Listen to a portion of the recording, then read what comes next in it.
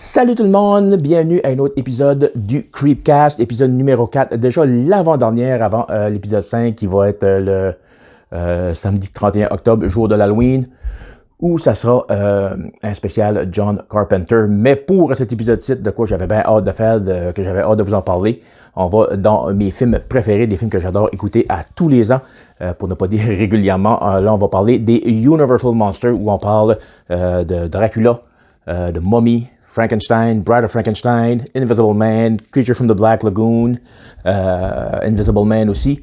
C'est des films qui ont sorti entre les années 30 à 50, ça fait que c'est pas récent, mais c'est des classiques. Puis c'est aussi la base surtout de ce qui est fait en film d'horreur lorsqu'on vient à parler de loup-garou ou de vampire. Beaucoup d'éléments avaient été créés pour ces films-là, justement pour faire ces personnages-là, puis aujourd'hui, on utilise ça encore en 2020. Puis oui, je sais aussi à l'époque, comment je dirais ça, de la haute définition, Blu-ray 4K, t'écoutes ça sur des gros écrans, ces films-là, puis les couleurs, ça part, ça flash, c'est beau, c'est de toute beauté, mais il y a de quoi de spécial, moi je trouve, que d'avoir ces films-là en noir et blanc, ça crée une certaine ambiance qui est vraiment le fun, que aussi belle que les couleurs, les images peuvent être. Je trouve, moi personnellement, en tout cas, ça se compare pas à ces classiques-là. Juste le style, le vibe que ça nous donne. Fait que moi, j'aime beaucoup ces films-là. C'est quoi j'écoute régulièrement. C'est pas des longs films, par contre. Les films que je vais vous parler de, c'est des films qui varient entre 1h10, 1h20 à peu près. Ça fait que c'est... puis à l'époque, c'était des films...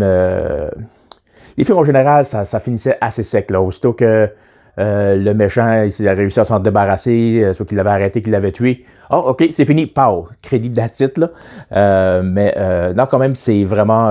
ça vaut la peine de le regarder, surtout si vous êtes un passionné de cinéma, juste pour vous donner une idée d'où viennent les idées d'aujourd'hui. Quand on fait des films, parce que, comme je vous le dis, c'est encore ces films-là, c'est pas mal la fondation de ce qui est fait en 2020. Puis aussi que s'il y a une certaine magie, même jusqu'à les années 80, je dirais, quand on écoutait des films avant que les effets spéciaux soient faits par ordinateur ou en CGI, où on se demandait, waouh, comment c'est fait, comment ils ont réussi à réaliser ces effets-là, qui même si aujourd'hui ça peut paraître cheesy, tu y crois pareil le temps que tu écoutes le film, le temps que tu embarques dans l'histoire. Mais aujourd'hui, aussi beau, aussi réaliste que les effets sont, il n'y a plus cette magie-là où on se questionne comment c'est fait parce qu'on sait que c'est par ordinateur. C'est bien rare qu'on va aller dans le pratique parce qu'on veut que ce soit le plus réaliste possible. Mais ces films-là, vraiment, en tout cas, moi, c'est de mes préférés. Puis on va y aller avec, justement, le premier. On va y aller avec un personnage que je pense que tout le monde connaît. Un film paru en 1931 avec Dracula. Qui était joué par Bela Lugosi, à qui c'est pas mal à lui on doit la façon dont les vampires sont joués aujourd'hui. C'est sûr que les acteurs qui jouent, c'est des versions plus adaptées, plus mises à jour à notre époque, mais quand même, tu trouves toujours de quoi de ce que Bela Lugosi avait fait à l'époque. Puis il avait vraiment apporté de quoi d'unique lui-même, comme par exemple, il clignait jamais des yeux dans le film. Tu vois jamais Bela Lugosi en tant que Dracula, tu vois jamais cligner des yeux. Une chose aussi que tu vois pas, par exemple, et qu'on connaît dans le mythe des vampires, si tu vois pas ses dents de vampire, il n'a pas en aucun temps. Puis, il se transforme pas en chauve-souris non plus. Parce qu'on sait, il y a eu beaucoup de films de vampires, des films basés sur Dracula au cours des dernières décennies. Puis on voit ça plus... c'est plus à l'avant-plan, si on veut, mais dans ce film-là, ça arrive pas. Aussi, juste pourquoi on appelle ça les Universal Monsters, c'est parce que ces monstres-là sont la propriété de la compagnie Universal Studios. Universal, d'ailleurs, qui ont tenté depuis une couple d'années de ramener ces personnages-là à la mode. En 2014, on a fait le film Dracula Untold avec Luke Evans, qui nous racontait un peu les origines, comment Vlad the Impaler est devenu Count Dracula. Mais malheureusement, le film au box-office, ça a été un flop. Ça fait qu'ils ont décidé d'abandonner sans vraiment abandonner l'idée en tant que telle de ramener ça, ces personnages-là, à une ère plus moderne. Quoique quand ça avait sorti, j'avais été le voir, j'ai été bien déçu. Je l'ai réécouté dernièrement, puis j'ai plus aimé ça, pour une raison. C'est pas parfait, mais je l'ai plus apprécié que quand je l'ai vu 6 ans passés. Mais encore une fois, ça ne peut pas se comparer au Dracula 1931, où ça raconte l'histoire d'un agent immobilier qui va à la rencontre du comte Dracula qui lui veut acheter une maison à Londres parce qu'il veut déménager par là pour se trouver des nouvelles victimes, hein, parce que le jour il dort dans son cercueil, puis le soir, ben c'est ça, il va calmer sa soif de sang. Bela Lugosi, qui lui avait joué le personnage déjà dans plusieurs pièces de théâtre, était vraiment, vraiment intéressé à jouer dans un film.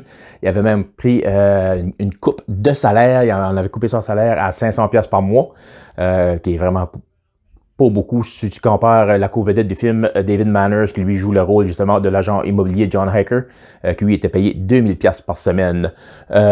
Puis le film aussi avait quand même un gros succès parce que ça avait été le sixième film le plus rentable en 1931. On dit aussi qu'on voulait faire un film plus fidèle au livre Dracula écrit par Bram Stoker, mais malheureusement, Universal avait coupé dans le budget, donc on a coupé vraiment ce qu'on voulait faire dans ce film-là. Mais quoi qu'il en soit, Dracula, ça reste un classique du cinéma. Puis après ça, ben là, on se rend encore, ben en fait, on reste en 1931 avec Frankenstein. Frankenstein qui mettait en vedette dans le rôle du monstre un acteur inconnu qui était quand même âgé de 44 ans à l'époque, Boris Karloff. Puis aussi, ce film-là est dirigé par James Whale, un directeur qui a fait plusieurs films dans le monde de l'horreur à l'époque. Puis aussi, ce film-là, c'est là qu'on a connu la fameuse phrase « It's alive! It's alive! » quand que le docteur Frankenstein avait réussi à pas ramener, mais plutôt amener en vie le monstre. Ça, c'est le cours qui porte beaucoup à confusion parce que Frankenstein n'est pas le nom du monstre, c'est le nom du docteur. Dans le livre écrit par Mary Shelley, le docteur, c'est Victor Frankenstein, mais dans le film, il s'appelle Henry Frankenstein. Apparemment que le directeur James Whale trouvait que Victor, ça sonnait trop sévère, puis on dit Henry, ça serait plus comme sympathique à l'oreille des auditeurs quand ils vont aller voir le film. Aussi, le film aussi, il est légèrement juste basé sur le livre de Mary Shelley. Dans celui-là, on prend juste les personnages en tant que tels, mais on fait une histoire quand même assez différente. Puis, ce film-là aussi qui était un des films préférés à Johnny Cash, apparemment. C'est ce qu'on a dit. Apparemment, Johnny Cash était un gros fan de Frankenstein. Puis, ça avait aussi développé une belle amitié entre le directeur James Whale et Boris Karloff. Boris Karloff, d'ailleurs, qui allait nous revenir en 1932, donc l'année d'après, avec le film The Mummy. Puis, rendu là, Frankenstein l'avait tellement rendu une grosse vedette que dans les crédits, au début du film, c'était juste marqué Karloff as The Mummy. C'est comme si moi, je jouerais la momie, puis j'étais tellement une grosse vedette. Au lieu de dire Éric Chiasson, c'était comme Chiasson, la momie. Il était rendu populaire à ce point-là dans le monde de l'horreur. Ce film-là, ça raconte l'histoire d'une momie égyptienne qui a été découverte par des recherchistes, puis par accident, il la ramène en vie, puis là, lui, la momie, reprend ses pouvoirs d'antan et recherche la princesse avec qui il était en amour une couple de centaines d'années plus tard avant d'être momifié. Le poster pour The Mummy, d'ailleurs, a été vendu aux enchères une couple d'années passées pour un montant de 453 000 $. 453 000 $ pour un poster de cinéma. C'est un beau poster. Oui, c'est vraiment beau, mais je sais pas. Moi, j'en ai une copie que j'ai payée 12 $, puis ça fait bien la job sur mon mur de salon. Puis aussi, de ce film-là aussi, il y avait une actrice du nom de Zita Joanne. Puis si il y a quelqu'un qui aurait eu besoin du mouvement #MeToo à l'époque, plusieurs années avec ça arrive, eh bien c'est cette actrice-là, dont ça n'a jamais été un secret qu'elle avait été pas agressée ou harcelée sexuellement pendant la production, mais vraiment abusée par le directeur Carl Froon, qui était... il l'aimait pas. Il était rough avec elle, il manquait beaucoup de respect. À un moment donné, ils ont filmé une scène où elle était en cage avec des lions, puis avec aucune protection à part le maître de lion avec son fouet, que si le lion avait décidé d'attaquer, ils auraient pas faire grand-chose, mettons. Puis il y avait des histoires aussi que backstage, quand elle était comme en personnage, avec tout le linge puis tout, il la laissait pas s'assire pour se reposer, pour pas plier la robe. Puis, mais elle a dit que malgré tout ça, elle a aimé travailler avec Boris Karloff, qui lui, pareil, il l'a pas eu facile parce que il y a eu un gros travail côté make-up pour devenir la momie, qui est vraiment beau. Mais le problème, c'est qu'on voit comme momie peut-être, je sais pas, peut-être 3-4 minutes. Puis même quand il se sauve, tu vois juste comme un morceau de tissu de sa momie qui sauve par la porte. Ça fait qu'il a été pendant une couple d'heures pour être momifié comme ça, pour finalement être très très peu utilisé. Parce qu'au cours du film, il y a plus un look plus humain. Mais n'empêche que c'était comme côté maquillage, c'était réussi, mais juste plate que ça n'a pas plus servi dans le film. Puis au fin des années 90, de l'année 2000, on a eu une trilogie Mummy avec Brendan Fraser. On a eu 3 films avec The Mummy Returns, puis The Mummy Tomb of the Dragon Emperor, le dernier que ça a été un flop au box-office, tellement que moi-même je l'ai acheté, j'ai pas encore pris le temps de regarder le 3e film, mais les deux à l'époque avaient été populaires. On a aussi tenté de ramener The Mummy avec Tom Cruise, puis là ça allait être le début de la fameuse Dark Universe pour les amateurs de super-héros. Vous savez c'est quoi l'univers Marvel puis DC où chaque super-héros ont leur film, à un moment donné ils se retrouvent tous dans le même film. Ben là, Universal depuis un certain temps voulait faire ça avec les monstres, avoir chacun leur film, puis après ça, à la fin, les ramener dans le même film. Puis The Mummy avec Tom Cruise, ça allait être le premier de The Dark Universe. Même au début, au début du film, tu vois le logo Universal, puis là, ça change à Dark Universe. C'est de quoi j'attendais depuis longtemps. Ça fait que j'étais vraiment excité d'aller voir le film au cinéma, que quand j'ai vu, ça m'a déplu. C'est pas mauvais, mais on dirait, tu sais pas à quelle époque de l'histoire de l'humanité ça joue. On dirait que ça se passe dans les années 40, 50, mais on dirait qu'ils ont de l'équipement futuristique. Ça fait, tu sais pas, juste là, ça porte en confusion.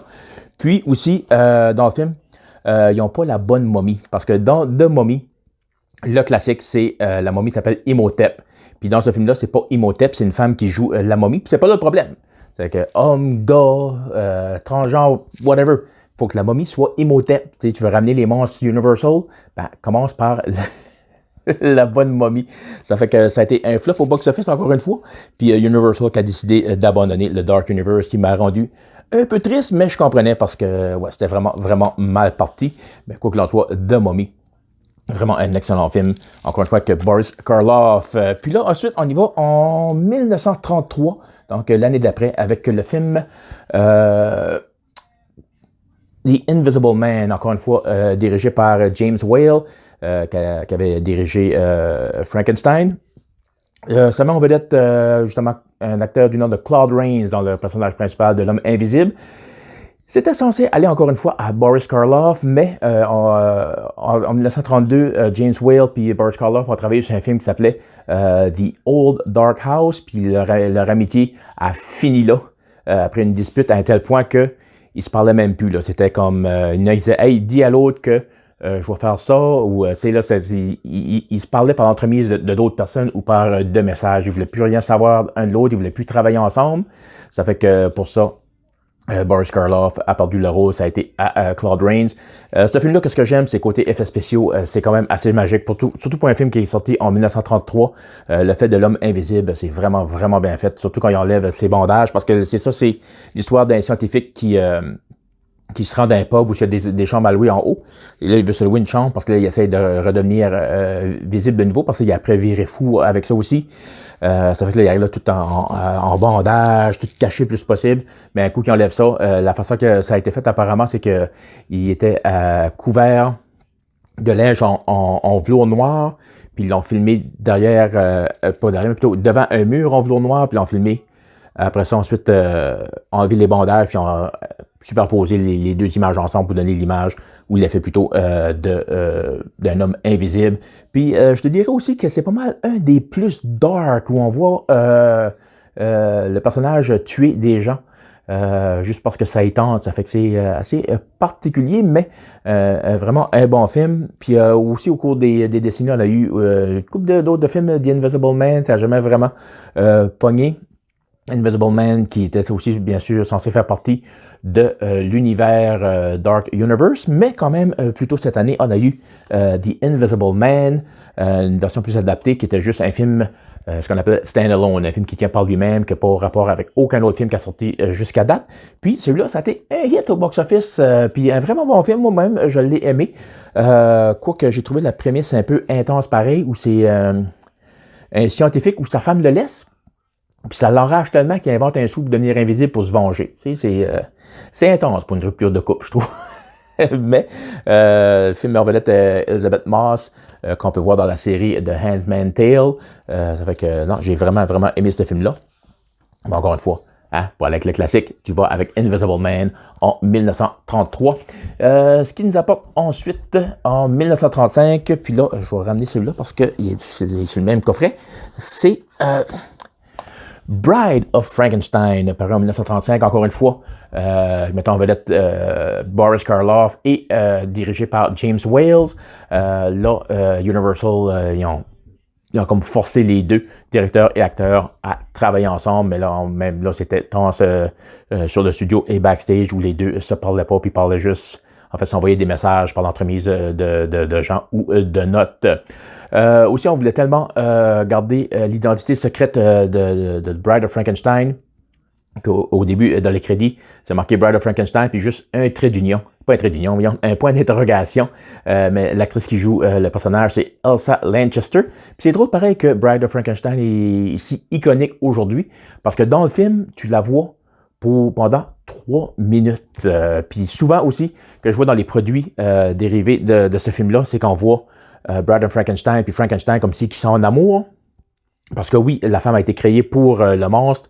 C'est un scientifique qui est encore plus fou que le Dr. Frankenstein, qui a été voir le Dr. Frankenstein, puis il a dit je veux créer moi aussi la vie comme toi t'as fait. Mais à la fin du film, Bride of Frankenstein refuse justement l'amour de Frankenstein, puis lui il capote, puis il tue tout le monde. C'est incluant lui-même. Boris Karloff aussi là-dedans, qu'est-ce qu'il aimait pas, c'est qu'on avait décidé de faire parler le monstre. Puis lui, il voulait pas, il pensait que rendre le monstre un peu trop humain, ça allait pas fonctionner. Moi, je suis un peu d'accord avec lui. Le fait qu'il parle, que c'est qu'il y a une certaine évolution, je trouvais ça plate un peu. Parce que Bride of Frankenstein est quand même généralement préféré à l'original, mais moi, je préfère vraiment l'original à Bride of Frankenstein, quoique le film est excellent aussi. Puis, comme je disais, c'est un des classiques. Puis, encore une fois, Boris Karloff qui était au sommet de sa gloire. Puis après, on a été une couple d'années, ça c'était en 1935, ça fait qu'on a été 6 ans sans vraiment de films que de nouveaux personnages de monstres, jusqu'en 1941. On est arrivé avec le film de Wolfman et de la gang. C'est mon préféré. Wolfman, yes! Ça raconte l'histoire d'un homme du nom de Larry Talbot qui va rencontrer son père à Wales, rencontre une belle femme, puis pendant une soirée qu'il a portée à un carnaval, se fait attaquer par un loup qui devient un loup-garou, et lui devient donc The Wolfman. Encore une fois, le personnage était censé aller à Boris Karloff, je sais pas pourquoi, mais finalement ça n'a pas arrivé. Puis ça a été à l'acteur du nom de Lon Chaney Jr. Il y a quand même Claude Rains, The Invisible Man, qui a un petit rôle là-dedans aussi. Quand même, non, pas un petit rôle. Il joue le père de Larry Talbot. Puis aussi Bela Lugosi, qui lui aussi a tenté d'avoir le rôle de Wolfman, mais finalement a eu un rôle de support dans ce film-là. On dit que le maquillage de Lon Chaney Jr. pour devenir le Wolfman, ça prenait 6 heures à faire, puis environ 3 heures à enlever. Donc, moi, les acteurs, les actrices qui s'assisent là, puis passent des heures puis des heures juste en maquillage, je vous respecte. Ça doit être insupportable de rester là de même pendant, c'est là, parce qu'il fait quand même une bonne couple de fois le temps du tournage d'un film. Ça fait que j'imagine à cette époque-là, surtout, ça a dû être assez compliqué. Puis même que au début, ça était censé être comme un genre de thriller psychologique où tu vois pas le loup-garou pantoute du film, tu n'es jamais certain si Larry Talbot est vraiment un loup-garou ou ici il est juste après viré fou, mais étant donné qu'on commençait à développer la technologie pour avoir du maquillage assez réaliste, ben là on a voulu en profiter, ça fait que oui, on voit bel et bien The Wolfman dans ce film-là. Puis ce qui est particulier, c'est que oui, dans le film, le personnage de Larry est attaqué par un loup. Mais le loup, dans la réalité, c'est un berger allemand. On y va avec avec ce qu'on a pour faire ce qu'on peut. Puis aussi, dans ce film-là, il y a beaucoup de mythes du loup-garou qu'on utilise encore aujourd'hui, comme le loup-garou va changer à la pleine lune, tu peux juste devenir un loup-garou si tu es mordu par un autre loup-garou, tu peux juste être tué par une balle en argent, quoique Hollywood a rajouté quelques mythes au cours des décennies pareilles, comme le loup-garou est immortel, question de pouvoir ramener des personnages de nouveau pour faire des films d'un coup qui seraient populaires au box-office. En 2010, on a eu le film The Wolfman. Puis ça, pareil, c'était un reboot pour The Wolfman, mais ça n'avait pas rapport avec la Dark Universe. C'est juste un film par lui-même qui met en vedette Benicio del Toro et Anthony Hopkins. Moi, quand je l'ai vu, j'avais The Movie Network, puis je l'ai vu à la télévision, puis je l'avais trouvé excellent. J'avais vraiment aimé ça. Jusqu'à temps que je regarde sur Internet, parce que le film donnait présage à une suite. La façon que ça avait fini, ça va suivre certain, il va y avoir un deuxième film. Puis quand j'ai checké sur Internet, ça avait été un flop au box-office. Personne n'avait aimé ça. Même Universal disait avoir regretté faire ce film-là. J'étais comme, voyons, moi, il me semble que j'ai aimé ça. Puis là, j'ai pensé, peut-être, moi, j'ai des goûts douteux, là, comme... Ça fait peut-être c'est juste moi qui connais pas ça, puis c'était pas bon. Mais je l'ai réécouté de nouveau, puis j'étais comme, oui, c'est bon. Putain, je comprends pas.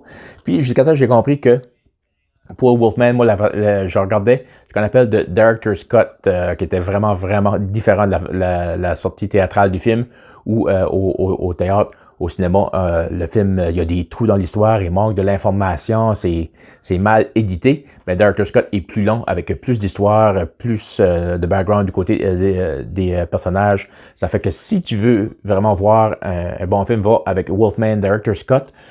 Côté effets spéciaux, c'est vraiment bon, la transformation de Benicio del Toro en loup-garou, là, vraiment, c'est bien fait. Ça fait que si tu vois avec la Director's Cut, je le recommande, mais encore une fois, on voit que le classique de 1941 de Wolfman. Et ça nous rapporte à la dernière créature, parue en 1954.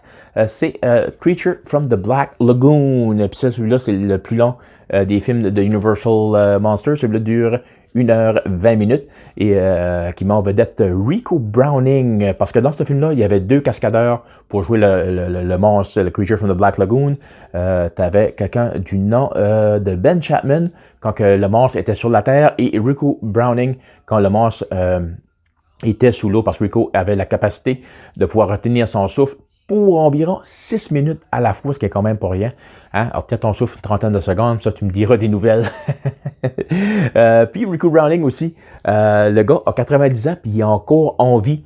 Au mois d'avril dernier, il était à une convention d'horreur à une petite ville du New Jersey que je peux même pas capable de nommer, fait que j'essaierai pas.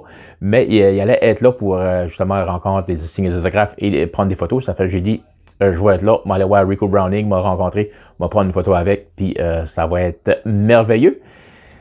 Mais là, il y a eu comme une petite pandémie, puis là, tout a été annulé, ça fait que ça peut arriver, ça fait que j'espère qu'il va survivre assez longtemps pour justement qu'on peut passer à travers le COVID-19, puis qu'on peut avoir des conventions d'horreur, puis qu'il pourrait être là pour que je pourrais le rencontrer. Ça serait vraiment assez particulier. Dans ce film-là, ça raconte l'histoire d'archéologues qui font la découverte d'une créature préhistorique dans les lagoons, dans les ruisseaux, les ravins des forêts amazoniennes, puis ils vont essayer de le capturer pour le ramener à la civilisation pour justement faire de l'argent avec. Mais là, bien sûr, ça marche pas comme qu'ils veulent parce qu'ils se mettent à tuer tout le monde. Ce film-là aussi avait été produit en 3D. Mais le 3D des années 50, je ne sais pas à quel point c'est bon. Mais c'est aussi un des premiers films, sinon le premier film que l'écrivain Stephen King se rappelle d'avoir vu quand il était jeune. Ça fait que ce film-là, quand même bon, un peu répétitif, je trouve, à la base, là, que ils essaient de l'attraper, puis ils se sauvent, ils essaient de l'attraper, puis ils se sauvent. On dirait, je trouve l'action un peu répétitive, mais quand même un classique, puis un excellent film. De tous ces films-là, on a eu beaucoup de suites ou de spin-off, de produits dérivés, comme si je regarde The Wolfman, on a eu Frankenstein meets The Wolfman, House of Frankenstein, Abbott and Costello meet Frankenstein, Werewolf of London, tu sais. Mais celui-là, il y a juste eu 2 suites avec The Creature of the Black Lagoon, soit Revenge of the Creature et The Creature Walks Among Us, qui n'ont pas eu beaucoup de succès. C'est pour ça que je parle pas trop des suites, les produits dérivés. Je vois vraiment que la base de ces classiques-là, qu'est-ce qui est parti le monde de l'horreur, si on veut, à l'époque, mais quand même avec ces coffrets-là qu'on appelle Legacy Collections. Vous pouvez avoir justement les films originaux avec les suites que moi j'ai acheté, puis j'ai écouté, puis réécouté. Ça fait que c'est déjà pas mal ça pour les Universal Monsters qui en essaient encore avec Universal de les ramener à une époque plus moderne. Ça semble assez difficile. Juste Creature from the Black Lagoon, depuis au moins les années 90, on essaie de le ramener au cinéma.